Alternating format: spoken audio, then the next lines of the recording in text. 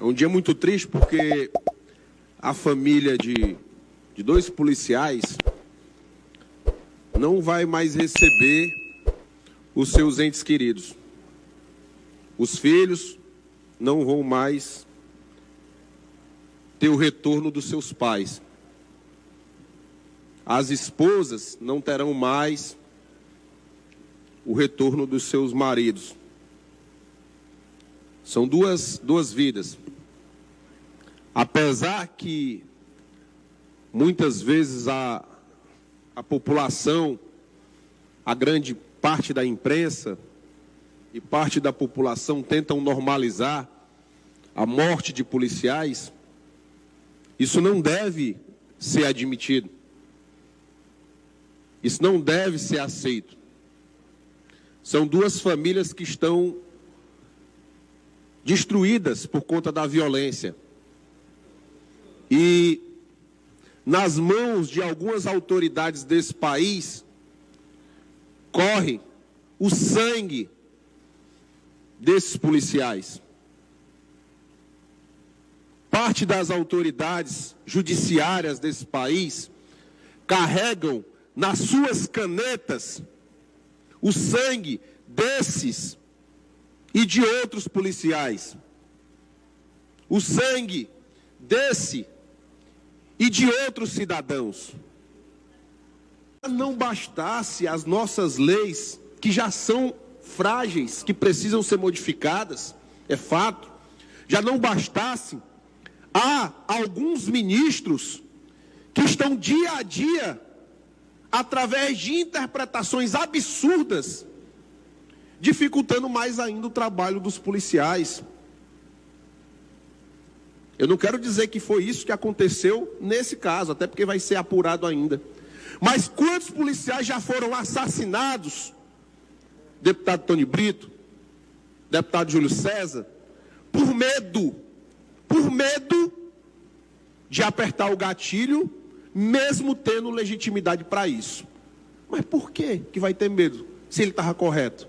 Por causa de várias decisões, como essas que estão aqui na minha mão. Quantos policiais não já foram condenados, deputado Tony Brito? Porque atiraram no indivíduo que estava desarmado. Um policial armado, truculento, atirou no coitadinho que estava desarmado. Pobre, coitado que estava desarmado. Que polícia cruel. É esse discurso que é repetido que ajuda a matar cidadãos e matar também policiais. O medo, às vezes, de perder o emprego por conta de um ou outro promotor, por conta de um ou outro juiz, que vai tornar o vagabundo em vítima. Nos jornais aqui do Ceará saiu assim a notícia que policiais foram baleados e o indivíduo foi assassinado. Os policiais não morreram, os policiais foram baleados. E o vagabundo que matou dois policiais, ele foi assassinado. Olha aqui. STJ decide que o ingresso em domicílio para efetuar prisão não permite busca. Olha, policial, ele invadiu um domicílio autorizado pela lei por conta de um flagrante. O indivíduo estava com a arma de fogo no meio da rua. O policial foi lá, perseguiu, ele correu para dentro de casa, está em flagrante, o policial entrou. Lá dentro o policial prendeu, pegou a arma. O policial vai dizer, não, ele estava armado, ele pode ter outra arma aqui dentro.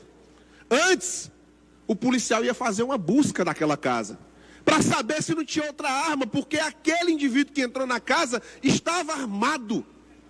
Aí o judiciário vem e diz, não pode fazer busca. Mas não pode fazer busca por quê? Por quê? Para proteger vagabundo? Porque se o cidadão de bem, se ele não tem crime, se ele não cometeu crime, não tem problema nenhum não, de entrar na sua residência. Isso aqui é só uma das decisões, mas nós temos várias outras. STJ, denúncia anônima e intuição policial não justificam a busca pessoal. Rapaz, é um termo muito difícil de entender, né? Para o cidadão entender, mas eu vou explicar. Eu, como policial, lá no município de Caucaia, eu ia patrulhando e vi um indivíduo que ficou muito desconfiado. Muito desconfiado, olhou para a viatura, olhou para o chão, ficou nervoso. Na minha experiência como policial, aquele comportamento era estranho. E eu vi que era necessário fazer uma abordagem para tentar identificar por que aquele indivíduo estava tão desconfiado. Poderia ser só medo, só nervosismo, mas poderia ser o que eu pensei que era, algo errado. Eu abordei o deputado Tony Brito, ele estava com 3 armas. 3 armas. Baseado na decisão desse ministro, que está dentro de uma sala com ar-condicionado, eu não podia fazer mais isso, porque se eu fizesse, era abuso de autoridade. Abuso de autoridade. Quando eu denunciei esse absurdo aqui, um policial foi lá e comentou. Há um mês atrás, eu estava patrulhando e vi um senhor idoso de 60 anos dentro de um carro e tinha 4 jovens dentro do carro. Ele estava no meio. Eu achei o senhor meio nervoso, e o pessoal ao redor achei estranho.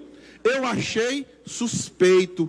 A minha intuição de policial disse que aquilo ali, minha experiência, que aquilo ali tinha alguma coisa errada. Ele abordou, o cidadão estava sendo sequestrado e naquele momento estavam obrigando ele a fazer um Pix. A polícia evitou. Hoje, deputado Júlio César, se a polícia fizer isso, é crime, é abuso de autoridade.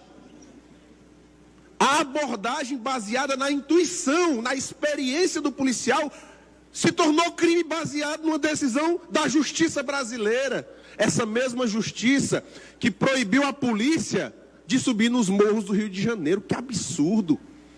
Já pensou aqui no Ceará? Uma decisão judicial dizendo que a polícia não pode entrar no Miguel Arraes, não pode entrar no Pôr do Sol, não pode entrar nas comunidades que a gente sabe que tem um grande número de violência. Isso é um absurdo. É um absurdo, e tudo isso feito pela justiça. Aí tem mais. É ilegal a prova obtida em revista íntima baseada em denúncia anônima. Aí me diga, o cidadão que mora na comunidade, deputado Júlio César, uma comunidade dominada, onde ele sabe que, se souber que ele fez uma denúncia, ele morre. Se souber que ele souber que ele é amigo da polícia, é perigoso ele morrer. Imagine que ele fez uma denúncia. Ele não pode denunciar dizendo quem ele é. Aí a justiça brasileira, com alguns de seus juízes e ministros enclausurados em grandes conjuntos habitacionais, com vasta segurança pública e privada, decidiram que a abordagem, ela, se for baseada em denúncia anônima, é ilegal. É um absurdo.